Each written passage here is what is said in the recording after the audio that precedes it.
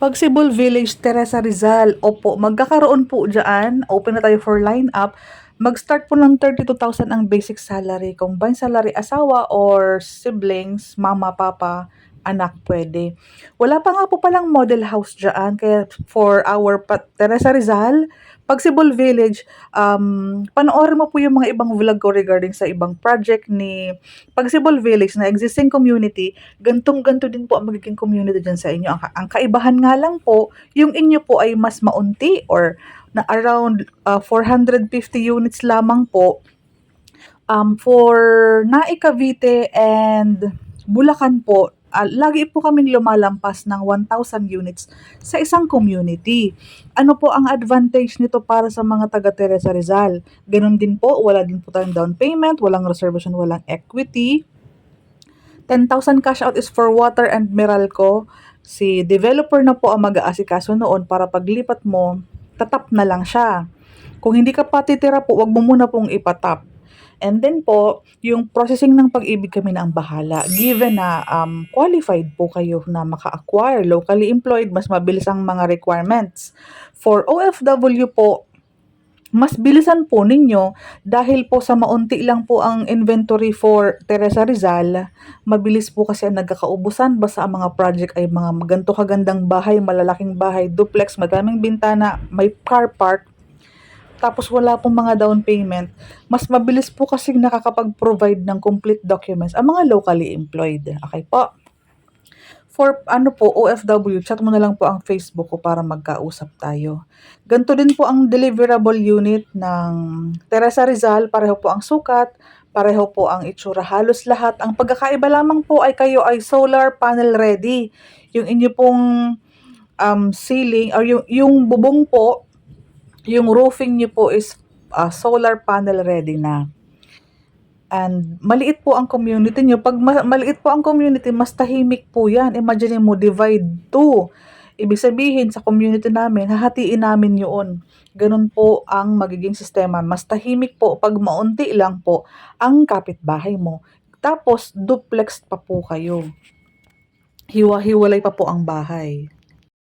Kami po ay nakatira sa mga over 1,000 units. Siyempre po mas marami po yung, kapitbahay po namin. Sana'y naa-appreciate po ninyo na i-visit po din po ninyo ang location. Wala pa pong model house sa site kaya hindi pa po massive ang aming tripping. Pero open na kami for line-up basta qualified.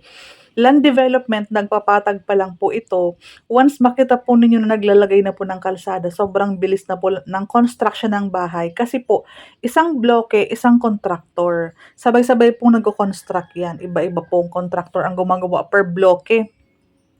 So for example, nakakuha ka sa isang bloke, ginagawa na yun, ready na yan for filing. Basta po, Pag-ibig standard na yung kanilang halimbawa nakabuo na sila or nagawa na yung bahay hanggang pa second floor na. Basta may percentage of construction, pwede na po yan i-filing. So ito po, for filing this year. So magmadali po tayo mga taga Teresa Rizal, kaya ang mag-a-advantage lang po dito talaga is yung mga nearby Rizal na preferred ang Teresa Rizal na maging community nila kasi malayo sila sa Bulacan, malayo po sila sa Naik, most especially sa Naik, malayo po. Karamihan po ngayon ay lumilipat ng Rizal habang meron po. So sa mga gusto ay Rizal, wag na pong magpatumpik-tumpik pa. Kung gusto mong mapanatag ka, house review ka or manood ka ng mga vlog ko about Pagsibol Village dahil pareho lang po ang community, sukat ng lupa, lahat ng fixtures. May mga ibang modification, may mga ibang dinagdag, may mga ibang pagpapaganda ng unit. Iba po kasi ang house fix. Ang alam ko po, yung sa ano lang, yung sa likod pareho, yung sa roofing, saka yung may mga port ng pang telepono, may mga ganyan lang pong bago. I-chat mo po ako para pag may mga update po sa group chat with our coordinator, mabilis ko pong maire-relay sa inyo. Ngayon po for Teresa Rizal, ang presyo po niyo is a bit pricey than our Bulacan. Ang Bulacan, ka-price mo ang Bulacan, a bit lower pa po ang aming Cavite. So 1,600,000. around 10,000 plus 10,200 ang magiging monthly kasama na ang MRI, yung insurance and yung fire insurance and yung MRI, yung sa mortgage redemption insurance. Tapos po, ang magiging monthly mo, so ang cash out 10,000 pa din. Kung borrower, asawa kung kasal, siblings din pwede, basta regular na empleyado, mama, papa pwede din. 'Pag mama, papa kasi dapat po yung mas bata na para sagad kayo ng 30 years. Kasi 'pag mas, may edad na, bababa na ang terms, hindi na sagad 30 years. 'Pag 30 years kasi sagad, mas mababa pa ang monthly amortization.